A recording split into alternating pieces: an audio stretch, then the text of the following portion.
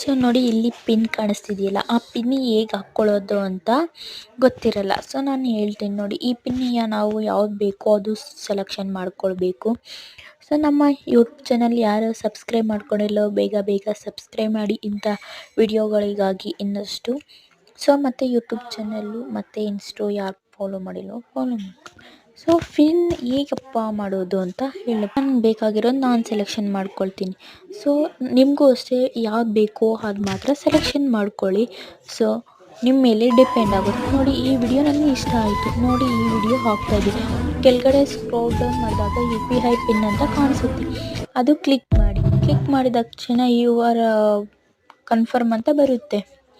ಅಲ್ಲಿ ನೋಡಿ ಈಗ ಪಿನ್ ಕಾಣಿಸ್ತಲ್ವಾ, ಆ ರೀತಿ ಕಾಣಿಸುತ್ತೆ. ನೋಡಿ ಈಗ ಯಾವ ರೀತಿ ಪಿನ್ ಕಾಣಿಸುತ್ತೋ ನೋಡೋಣ. ನೋಡಿ ಇಲ್ಲಿ ಈ ಕಡೆ ಇದೆ. ಸೊ ವೆಯ್ಟ್ ಮಾಡಿ, ಬರುತ್ತಾ ಈಗ ನೋಡಿ ಈ ಥರ ಬರುತ್ತೆ.